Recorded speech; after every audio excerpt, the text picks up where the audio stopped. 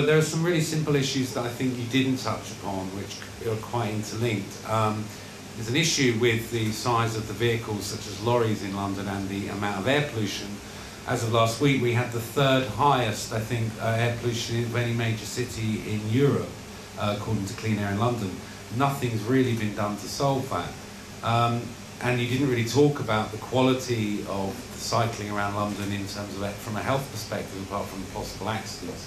You know, I think we need to look at things like banning delivery trucks in the daytime in London. We need to change the hours that people work so that we don't have a sort of rush hour. Everything's split out throughout the day. So, you know, I want to know what elements of that problem you are looking at to solve it. The other thing is, I've also found the Barclay Hire scheme to be very poorly serviced on a number of occasions. I'm a cyclist, and on 3 occasions this year I've attempted to use the bikes, most recently a couple of weeks ago when my bike was being serviced. And I was leaving my gym in Aldersgate to go to Bethnal Green at 9 o'clock at night, and there was not a single bike at 6 bike stations. I had to walk all the way home. The next morning, when I also wanted to use a bike, a large bike rack outside my house at 9:30 in the morning, not a single bike. So I think the company that's being paid over £200 million over the next 4 years actually is doing a very poor job, apart from the fact that I think Barclays is a terrible sponsor. They have the highest number of complaints of any bank from customers. I do think the service is being very poorly run by the company operating it. So I'd like to know what elements what you might be able to do about that. On the issue of lorries, we are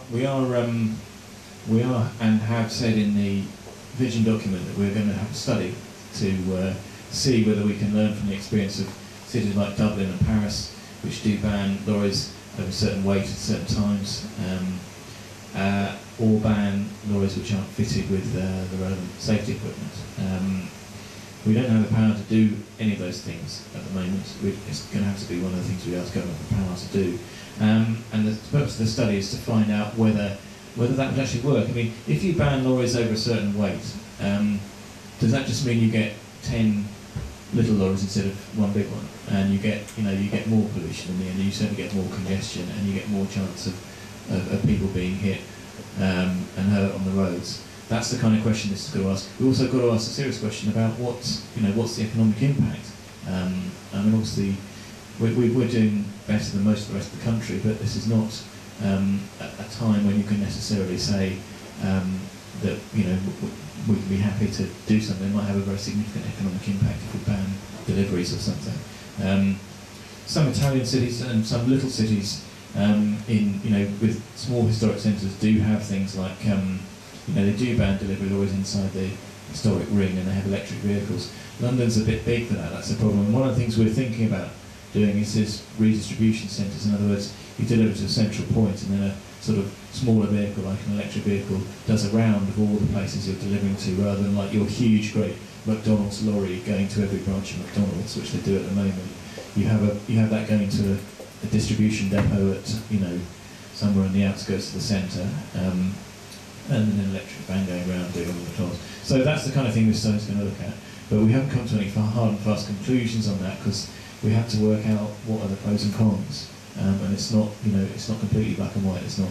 There's negatives as well as positives. I think that yesterday, Isabel Dedrick, Deputy Mayor for Transport, and I went to the Serco place where they maintain the bikes, and all the Serco people were there.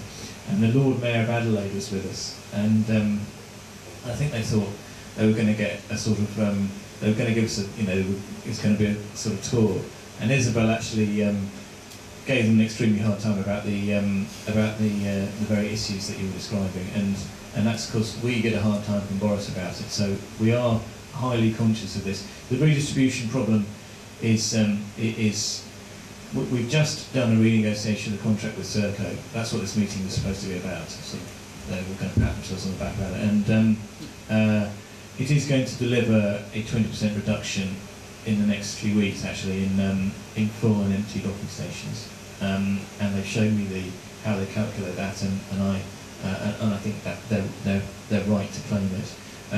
In the longer term, on the Boris bikes, the answer is going to be two things. It's going to be we are encouraging a lot more people to put private docking stations in their buildings at their own expense. They pay for the docking station, they pay for the bikes. And the idea is that that will then free up space in the docking stations, because the classic problem is that they have, not like any other part of the transport system, they have very high peak hour flows. So typically you'll have all the docking stations in the neighbourhood of Waterloo Station, for instance, will be empty by about 7:45 in the morning. And then by about the same time, by however long it takes you to cycle from Waterloo to the city, all the docking stations in the city will be full. So anyone else wanting to cycle in the city, into the city on a grass bike cannot do so. And we could put a hell of a lot more docking stations in at Waterloo, but then that raises the problem of where do they all go? We'd have to put an awful lot more at the other end in the city, and there isn't room on the streets, and the planning would be horrible. So what we're doing instead is we're going to get Goldman Sachs and all those kind of city firms to put private docking stations in their basements, in their car parks, and then we will expand the docking station at Waterloo, but then this extra supply at the other end will be created by privately paid for, privately on private premises, and that's how we get around the fact there isn't enough space, there isn't enough land space at the receiving end for these things. So that's the kind of problem, and we're reworking the redistribution system. As you know, how we deal with that problem is we have crews of redistribution vans, 48 of them, that go round and take the bikes out of full stations and redistribute them to empty ones.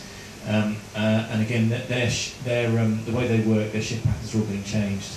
So that's how essentially we're able to achieve a 20% improvement already, or in the next few weeks. The other thing we might think about doing is what we are going to do is we're going to integrate the bikes with the regular TfL fare system. It won't be Oyster. It'll be the successor to Oyster, which is basically contactless payment, which they're rolling out in a small way already. But in future, you'll pay for your Boris bike on contactless, and that will enable us to reward people for doing different things in different ways. Taking it to the key destination is in the city of Stonecutter Street, which is just off High Holborn. That's the single most popular flow on the system, Waterloo Station to Stonecutter Street. We might say, well, you get 20p off or something if you take it to one nearby instead. That's the kind of way we can do it. We're going to be able to do that more easily when we bring in contactless, because it'll be more sophisticated than the current scheme.